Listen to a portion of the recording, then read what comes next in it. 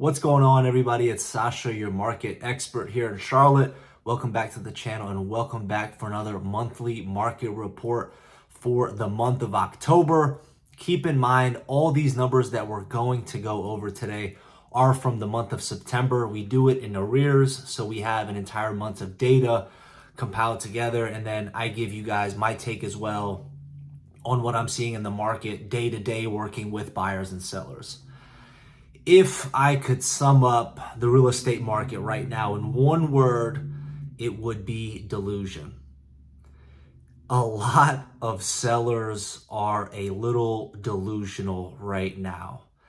Now, I'm seeing a lot of stuff priced at still extremely high, like it was 6-8+ months ago. The market today is not the same as it was last month, let alone 6 to 8 months ago when the rates were in the low fours. We are at just under 7% at interest rates, and people still expect to be priced extremely high. It's very delusional. And don't get me wrong, there is a little bit of delusion on the buyer side, but it's definitely a lot more on the seller side. The market is not the same. And as you guys will see in the numbers that we go over, these changes are coming and they come slow. They come slow, but you're gonna see, I'm gonna show you the trajectory of where this real estate market is heading, guys. The demand is down, the rates are up. As I mentioned in one of my other videos, you cannot have high home prices and high rates. You cannot have low home prices and low rates. It's a teeter-totter. One of them has to give. And right now, the rates are too high to justify the all-time highs that I'm seeing in some of these listings. Some of them are in awesome neighborhoods, in great neighborhoods, but I'm telling you, the price is not the same. Yesterday's price was not today's price. That is just how it is. And I'm going to give you in this video a gem. I'm telling you, it's going to be an absolute gem. And I think there's a very strong possibility of what I'm going to tell you to come true. So make sure you watch this video and I'll remind you of what that gem is. But guys, the market is changing. It's getting so much better for buyers. I still have like PTSD from the market that we went through, from submitting crazy offers, from people not even responding to some offers that were 20, 30, 40,000 above the listed price, to right now a dream. After I show a house, the listing agent calls me, hey, do you have any feedback? Is there any interest? Is there something we could do? Can we give you a credit? What about the price? Go ahead, submit an offer. We'll take a look at it. We'll entertain, a good offer and things like that. When before, they just didn't care that, you put it on the market, within 2 days, they had 20, 30 offers come in the door. It's so different now. The opportunities are here to a certain extent, especially for houses that are not move-in ready. For houses that have not been updated in the last 20 years or so, there are some good opportunities there to get a good price cut and make it justifiable. But it will get better. Buyers right now, be patient, okay? If you're out there looking for a home, just be patient. Get pre-approved, do what you need to do. If you happen to find something that checks all your boxes, feel free to make your own decision if you want to move forward, but just be patient.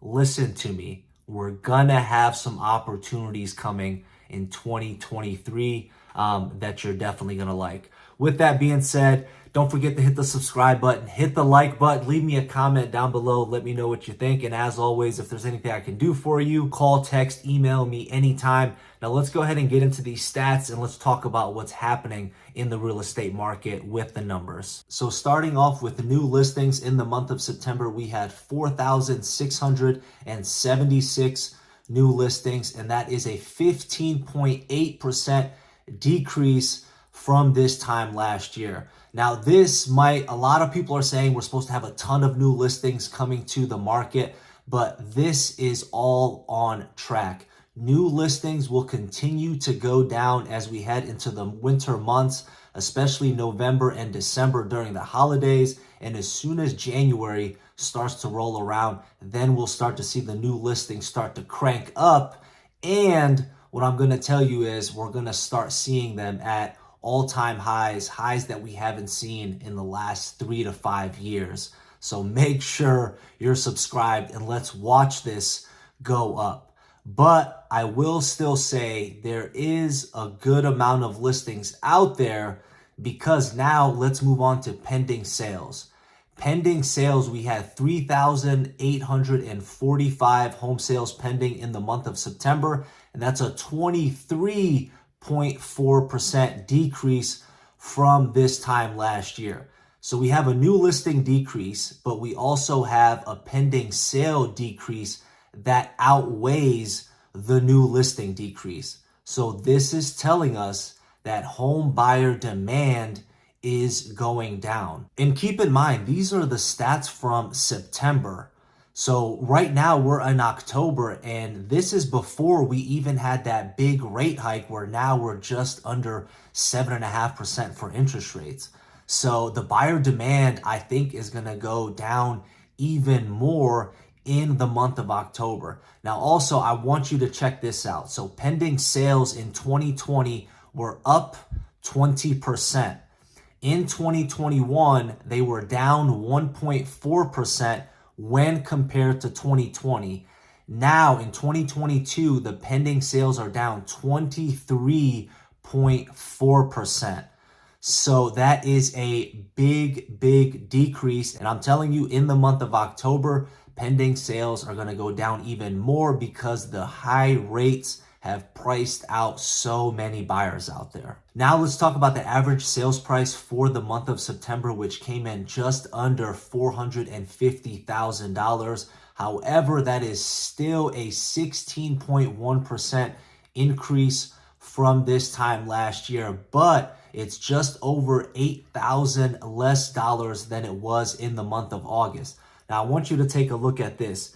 In June of this year, the average sales price was $473,000, July $457,000, August $458,000, and now we're at $449,000. So right now, with this trajectory, it's looking like the average sales price is probably going to be in that $425,000 range come January, February. So this is something that I had mentioned where there's going to be even more opportunities in 2023. And I think we're steadily going to see this number start to go down.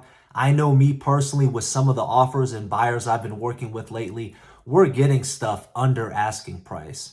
And real estate market is slow to react. And as the months go by, these prices are going to continue going down, hence making it more affordable based on the rates. But as of right now, the rates just keep going up.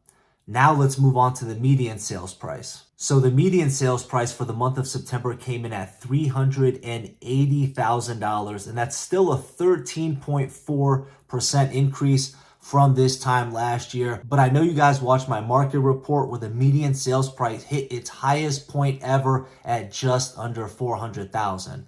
And that was also in the month of June. So in the month of June, the median sales price was $399,900. In the month of July, it went down $15,000 to $385,000. In the month of August, it went up actually $3,500 back up to $388,000. And now we're back down to $380,000. You know, by watching, I'm hoping the median sales price goes back to that $325,000 range, where it's essentially a lot more affordable for people. I think we still have a little ways to go, but I do think that January, February, around that time frame, will probably be creeping around the $360,000 median price point, making it a lot better for the buyers out there. Now, thank you for watching the video so far up until this point. Make sure you hit the like button, and I'm going to give you the gem that I was talking about. The market right now is slowing down as we head into the winter months. What I think is happening with a lot of sellers, they're saying the market's cooling down. I don't want to list now. Why don't I wait until spring and summer of 2023 when there's a lot more buyers looking for homes, why don't I wait until then to list my house? I think that is a big train of thought in sellers' mind right now. And I think when the time comes, I think the influx of sellers will start to come in. Hence, our new listings will start to go very high. But I think buyer demand relative to the new listings is going to continue to be low. And that is going to be our catapult. That is going to be what's going to bring our inventory to start going up into the higher levels.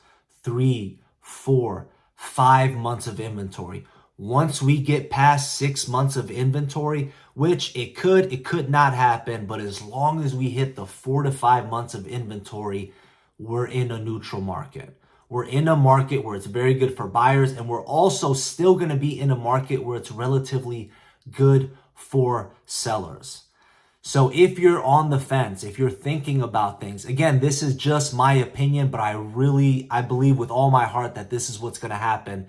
If you're somebody that has the opportunity to wait, that you're not in a rush, it might be a good idea to wait out a little bit until the beginning of 2023. And I really think those deals are going to be around in the spring and summer of 2023. Now getting into days on market, which came in at 22 for the month of September, and that is a 37.5% increase from this time last year. And guys, this is the third consecutive month where we've seen an increase in days on market, which is great news. And again, just for reference, the more days on market, the better it is for buyers. The less days, the better it is for sellers. And I see this number continuing to keep going up. As I mentioned, sellers still are not catching up with the times and the real estate market right now. And I think as they do that, as some sellers price their houses